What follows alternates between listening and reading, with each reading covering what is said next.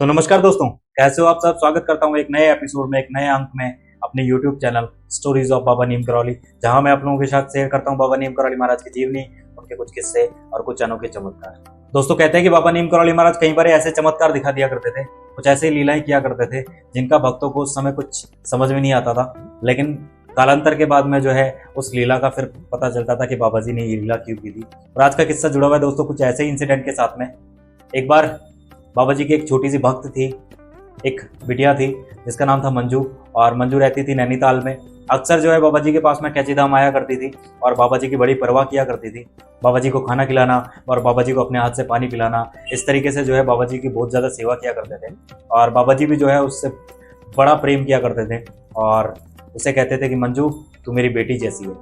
दोस्तों कहते हैं कि एक बार क्या हुआ, बाबा जी ने मंजू को अपने पास में बुलाया और उससे कहा बेटा ये कटोरी पकड़ और इसे हमेशा संभाल के रखना। तब बाबा जी ने जो है मंजू को एक छोटी सी कटोरी दी पीतल की और उसे संभाल कर रखने के लिए कहा। मंजू जो है उस समय छोटी थी, बच्ची थी।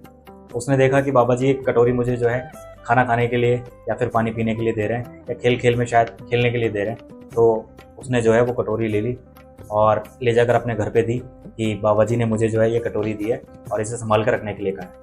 और तब उसके घर वालों ने जो है बाबा जी की उस कटोरी को जो है संभाल कर रखा और उसे बाबा जी का आशीर्वाद समझा।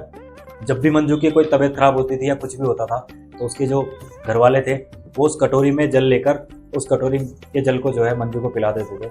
और उस कटोरी के जल के सेवन मात्र से ही जो है मंजू के बड़ी से बड़ी बीमारी खत्म हो जाती थी। तो इस तरीके से दोस्तों समय बीतता गया और मंजू अब जवान हो गई, उसकी शादी हो गई और वो कटोरी जो कि बचपन में मिली थी वो मंजू को याद भी नहीं रहा कि ऐसी कोई कटोरी महाराज जी ने मुझे दी थी। और उसने जो है वो कटोरी वहीं अपने घर वालों के पास में छोड़ दी, अपने ससुराल चली गई। ससुराल में एक बार जो है मंजू की तबीयत अत्यंत खराब हो गई और उसे इतना भयंकर तरीके से बुखार चढ़ा कि बुखार उतरने का नाम नहीं ले रहा था। डॉक्टर वगैरह ने जब उसका चेकअप किया तो उन्होंने जो है उससे कहा कि इनका मलेरिया ख़राब हो चुका है और अब शायद इनका इलाज नहीं हो पाएगा।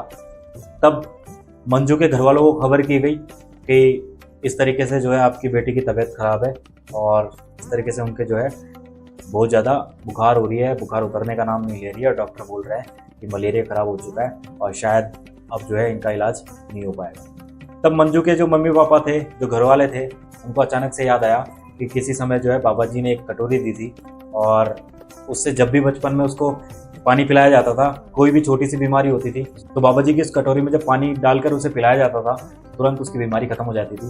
घर वालों को एक उम्मीद जगी, उन्होंने जो है आनन फानन के अंदर इधर उधर ढूंढना स्टार्ट किया और लास्ट में जो है वो कटोरी उनको बक्से के अंदर रखी हुई मिल गई। वो कटोरी ली और तुरंत जो है मंजू के ससुराल पहुंच गए।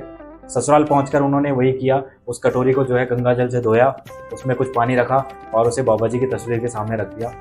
रात भर जो है उस कटोरी को बाबा जी की तस्वीर के सामने रखा और सुबह उठते ही जो है उस कटोरी के पानी को जो है मंजू को पिला दिया। इसी तरीके से रोज जो है उसी कटोरी से मंजू को पानी पिलाया जाने लगा और देखते ही देखते जो है 3-4 दिन के अंदर मंजू की जो तबीयत थी उसमें सुधार होने लग गया और धीरे धीरे जो है वो बिल्कुल ठीक हो गई। इस तरीके से दोस्तों बाबा जी की उस छोटी सी कटोरी ने जो है इतना बड़ा चमत्कार किया और मंजू की जो तबीयत दिन बर दिन बिगड़ती जा रही थी, जिसके लिए डॉक्टरों ने मना कर दिया था, उसकी तबीयत में अचानक से सुधार हो गया। और जब मंजू पूरी ठीक हो गई तो बाबा जी के पास में गई और उस कटोरी के लिए जो है धन्यवाद किया।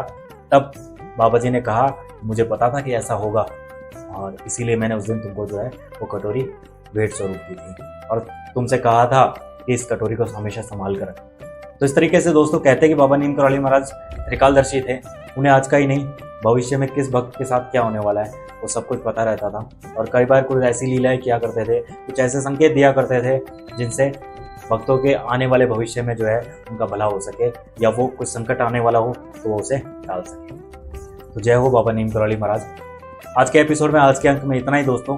मिलते हैं अगले अंक में। अगर आज का एपिसोड अच्छा लगा हो तो लाइक कीजिएगा, शेयर कीजिएगा, चैनल जरूर सब्सक्राइब कर लीजिएगा। मिलते हैं अगले अंक में, तब तक के लिए धन्यवाद। जय हिंद, जय भारत, जय बाबा नीम करौली महाराज, जय गुरु।